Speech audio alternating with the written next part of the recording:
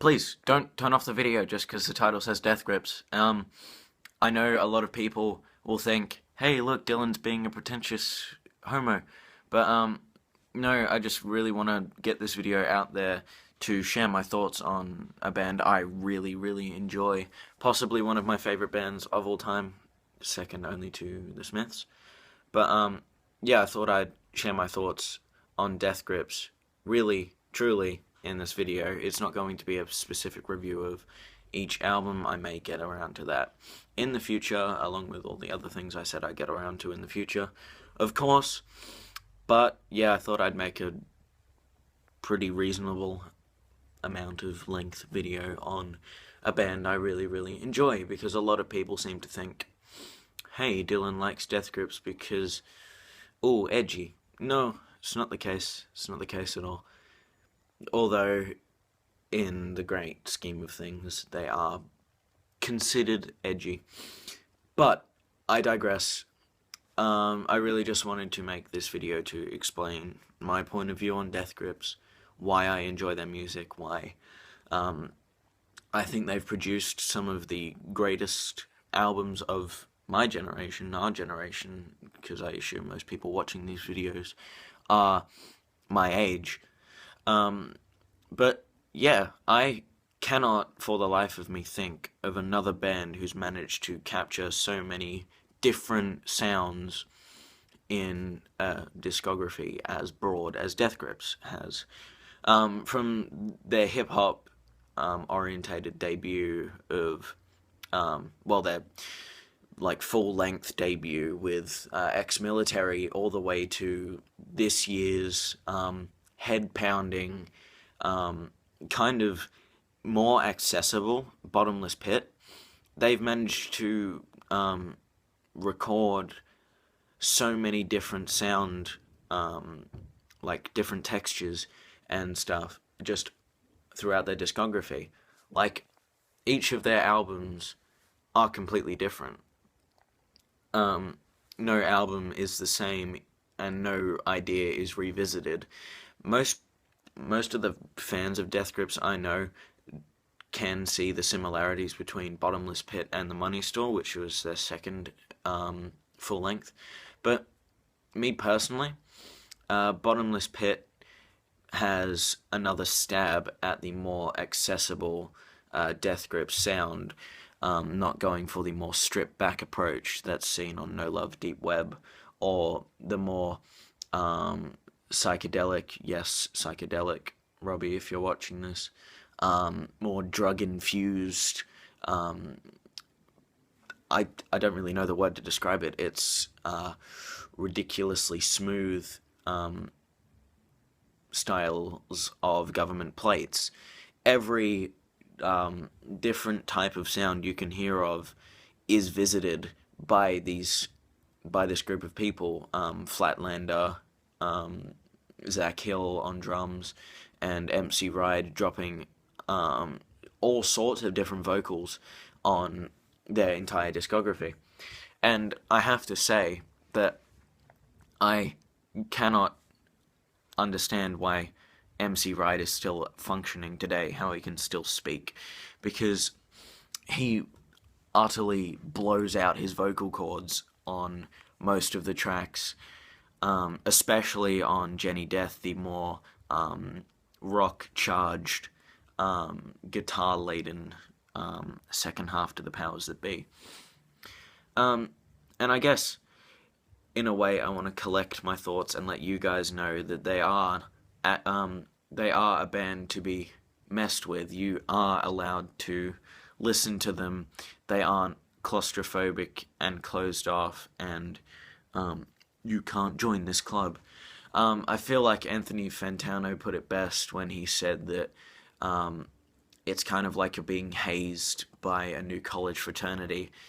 Once you're past that noise rock harsh stage of initially listening to Death Grips, you become used to it. You become a part of the gang. You are allowed into the club, as it were. And I feel like I entered this club after hearing No Love from BoJack Horseman's first season. It was played during one of the drug trips, fittingly so, and ever since then I've just needed more and more from these artists, really.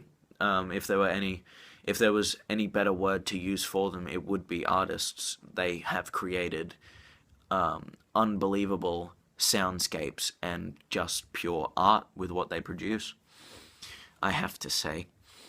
And yeah, from then on, I listened to No Love, Deep Web, fell in love with the stripped back approach. There wasn't overlaid synths like there are on the previous effort they put out, The Money Store.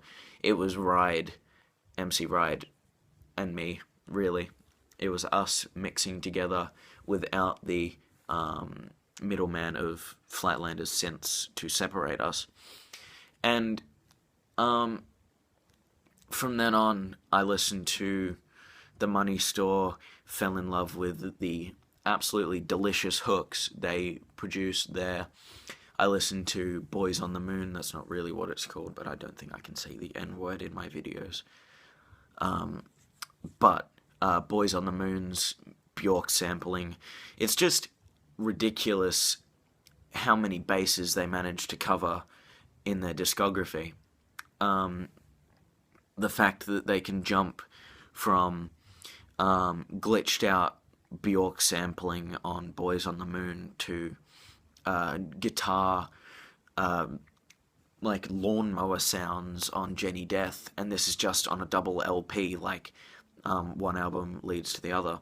It's mind-boggling, the fact that they can do something like this and have it work.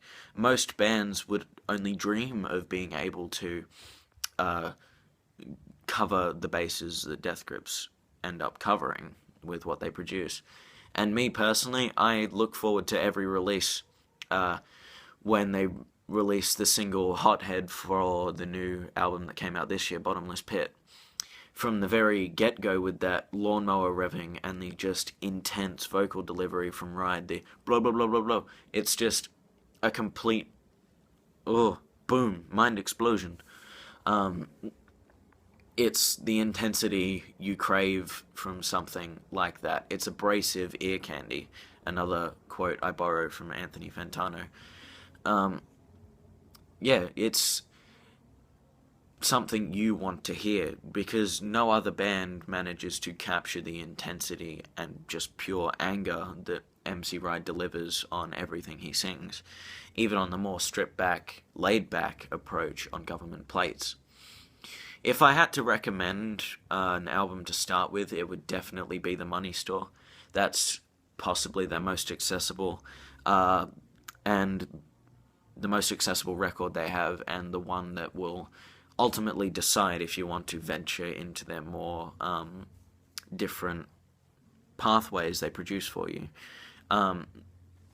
Like Boys on the Moon is very glitched out, Government Plates is very laid back, and it's kind of, I don't really want to say it, but some songs are dubstep influenced. They have the bass kick, such as You Might Think He Loves You, the opening track for that album. It's got that bass kick and breakdown that really shows that they can tackle any genre and make it better. They have the rock-influenced Jenny Death, which I've mentioned, No Love, Deep Web, the stripped-back approach. And yeah, just check out their entire discography. Find something that you enjoy. I know my friend Robbie started with Ex-Military, and from then on went to the rest of their discography because he appreciated the hip-hop approach they deliver in that mixtape. But in a way, I can understand why people wouldn't like this. It's very hard on the ears, and most people wouldn't. Like, I know for a fact that rap is kind of a passed over genre in this day and age. It sounds, this is when Dylan gets pretentious, so be wary if you want to click off now. Go check out Death Grips. But yeah, Dylan gets pretentious here. So, fair warning, 10 minutes, you've been warned. But, yeah, I can understand why people wouldn't like Death Grips. It's an acquired taste, definitely. And I know I myself had to get used to the screaming and the jumbled up delivery of the lyrics. If you want to appreciate the songs more, definitely read along with the lyrics as they go. I know they provide the lyrics in the descriptions of each of their videos when they put them out on YouTube. But yeah, definitely read along with the lyrics, otherwise the fever will go from sounding like a whacked out police brutality-esque scene to just a jumbled mess with a recognizable and absolutely killer hook, I might add. But yeah, I'll wrap it up there. This is kind of my conclusive thoughts on Death Grips. Definitely go check them out, like right now. And if you find something you enjoy, you find something you enjoy. And if you don't, you don't. It's really up to you whether you want to like Death Grips or not. But definitely give them a shot, even though there may be some negative stigma surrounding them. I suppose I'll chuck down my album rankings right now. So, in my own opinion, this changes day to day, really. This is my opinion at the moment with Death Grips rankings. No Love Deep Web, followed by Bottomless Pit, followed by Government Plates, followed by The Money Store, followed by Boys on the Moon, Jenny Death, then Ex-Military. In no way does this mean that Ex-Military is a bad album at all. It's just that, me personally, I prefer the more harsh noise that they deliver, the stacked production they deliver on their later albums. But yeah, by no ways does that mean that Ex-Military is a bad album. It's got some of my favorite Death Grip songs, such as Spread Eagle, Across the Block, and Lord of the Game. But yeah, I will probably do more Death Grips reviews in the future. I know I've done Bottomless Pit, and I'll link that in the description when I get around to it. And yeah, I've been thinking of doing the No Love Deep Web review for a while now. But yeah, here are my thoughts on Death Grips. If you like what you've seen on my channel and you want to see more, make sure to subscribe, like this video. It'd be appreciated, even though most of what I do is shit. But yeah, I will see you all in another video sometime, probably Friday. Goodbye.